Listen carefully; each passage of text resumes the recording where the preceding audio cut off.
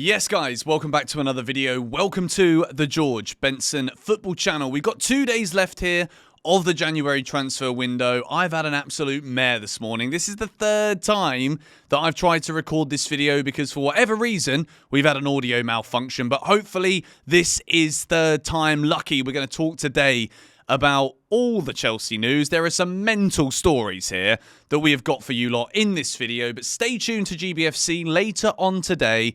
My Liverpool versus Chelsea. What a mouth-watering tie this is going to be in the Premier League tomorrow night. The preview is out later, and because you've only got 2 days left of the transfer window, expect something crazy. I think there is going to be a signing that happens. So stay tuned to the channel, hit the like button if you enjoyed the update, subscribe if you are new, and also if you want to go and check out my new vlog channel, my girlfriend and I, couples vlogging. If that's for you, the link's in the description. Also, let's begin though. This comes from Marca in Spain, so make of this whatever you will, okay? Chelsea and Manchester United are exploring the possibility of signing Espanyol striker Martin Braithwait in the final days of the winter market. The player has a €7 million release clause. Now, this comes from Chelsea transfer, Marca via sport_witness. Now, Martin Braithwait, I remember a few years ago when this guy signed for Barcelona, I was like, is Martin Braithwait the replacement for Luis Suarez? No, surely. Okay, he is. Fair enough, all right? Since then, I've seen Martin Braithwait on my very good friend Lawrence Benson, who you may remember from the match vlogs. Lawrence has a massive YouTube channel in Indonesia where he gives people like myself Indonesian food and we try it. Martin Braithwait was on his show. He was brilliant on the show, I'm not going to lie to you, but as a striker in the Premier League at this stage in his career, I don't know about this one, and I think as much as it may work out, it may be good, who knows what it would be. But at this point in time, doesn't this just show the desperation of both Chelsea and Manchester United that we're looking at Espanyol strikers with €7 million release clauses and being like, well, we've not done anything, we've wasted 30 days, and all right, go on then, let's give him a shot.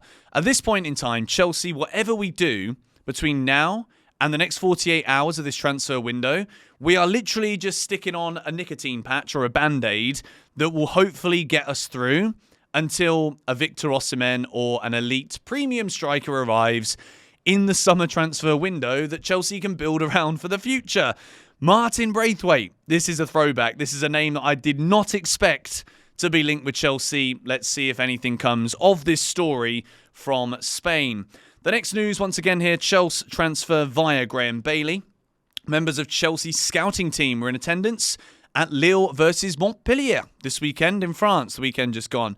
Montpellier striker Akor Adams, Lille forward Jonathan David, and young centre-back Lenny Yoro were the three players being tracked. Also watched a Fabrizio Romano YouTube video today where he's talking about Jonathan David, who has been linked with Chelsea not just in the January transfer window, but in previous transfer windows too. Jonathan David's contract at Lille expires in the summer of 2025. So, David wouldn't be an option for Chelsea right now. It would be something that would see us buy him maybe in the summer. And again, I want to talk about my hierarchy of strikers here that would be my preference for Chelsea when it comes to that answer striker. The questions at the moment are, who's it going to be? It's not anymore a question about, do we need one? Yes, we do. That is the answer to that. It's about who is it going to be. I think Osimhen is going to be the priority. Victor Osimhen has also said that he will be going to the Premier League as his next choice in his career. Will it be Man United? Will it be Arsenal? Is there a world where Mo Salah leaves Liverpool in the summer if Klopp's leaving, which he is, and then Liverpool are like, well, we can't just get rid of Salah and not bring in an elite striker. Big old Victor, do you want to come to Liverpool, mate? So Chelsea here, I think we should have been doing more groundwork. Maybe we have been behind closed doors, but in terms of that hierarchy, Jonathan David isn't my number one option. We move. Understand that Chelsea and Aston Villa have held talks about two strikers, Armando Broja and John Duran, that name again. And that could see the players move in opposite directions this month. Of course, it's been heavily rumoured, heavily touted, heavily spoken about that Chelsea do actually want to sign John Duran from Aston Villa. Aston Villa have also been very keen on signing Armando Broja. And I think at this point, this is the most likely. If we're talking about, we've got 2 days left in this transfer window, what are the most likely things that we can see from Chelsea? I think this one has got the most legs. I think as much as I don't believe that a 20-year-old Colombian striker who doesn't get into the starting 11 at Aston Villa, a team that Chelsea should be aspiring to be a bit more like right now, I don't think this is the answer to the issues. And I really hope that Chelsea aren't looking at John Duran thinking, that's the guy, that's the elite premium striker, he's going to get us 100 points next year. I really hope this isn't the case. But at the same time, I've made my feelings clear about Armando Broja. I don't think he is it for Chelsea. I think right now he doesn't look happy. Pochettino's not been picking him, even when it's been painstakingly blinding obvious that we need a striker to put balls in the net. He still don't get picked every game. So I can see this one moving. And I think if Aston Villa are open to going in for Broja, Chelsea have said they wanted 50 million or whatever. John Duran's not going to be cheap either because it's Chelsea who are interested. So there's a world here where John Duran really isn't that great. If you see some YouTube videos, you might be like, oh, he's bloody amazing, Benson. What are you talking about?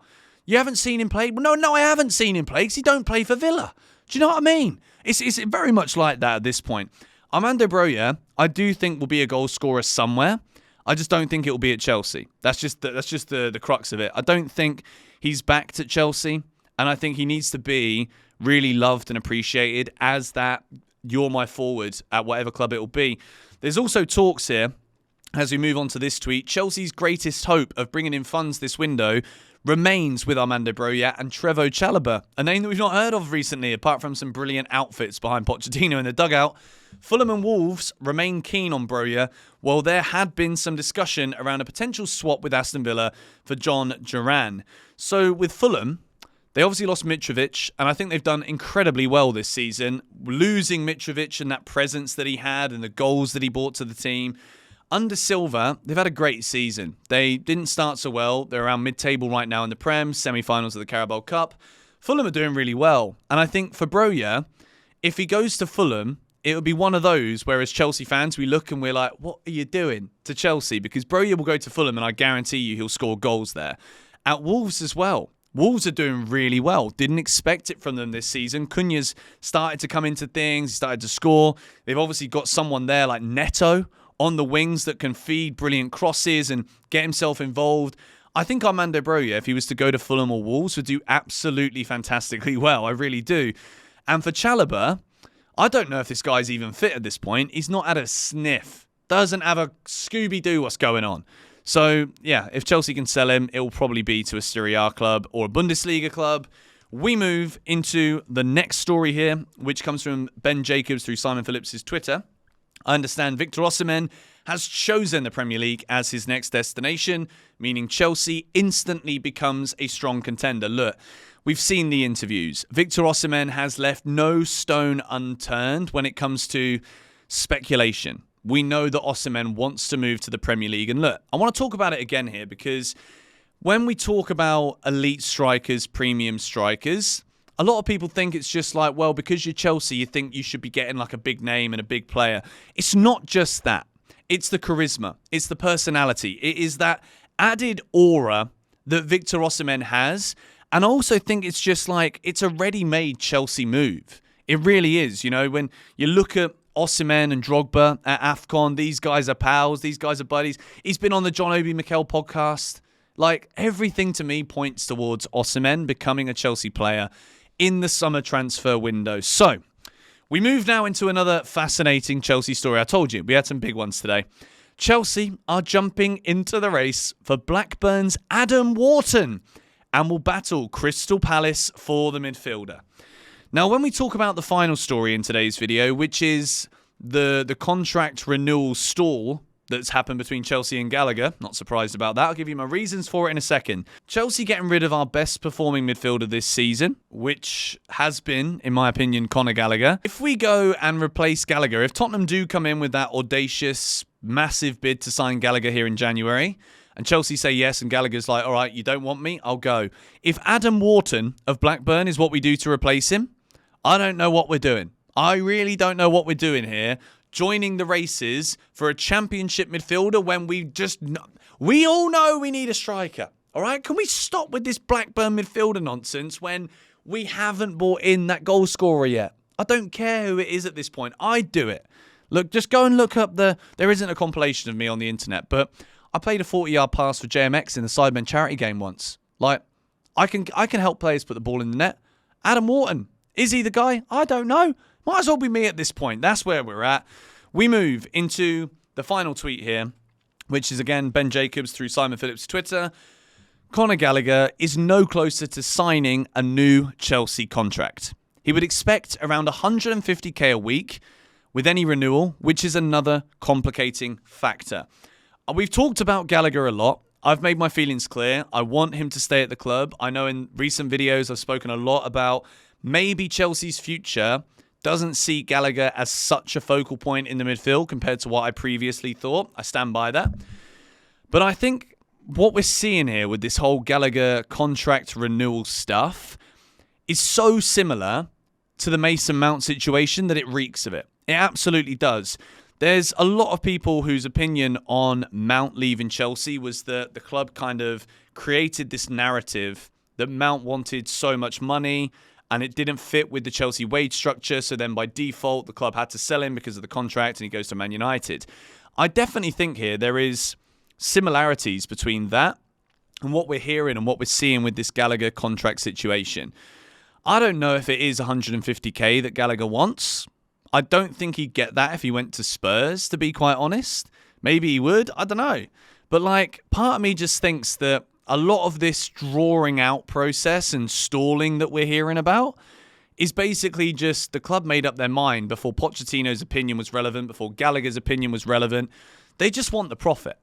That is the way that this just seems to be stinking to me.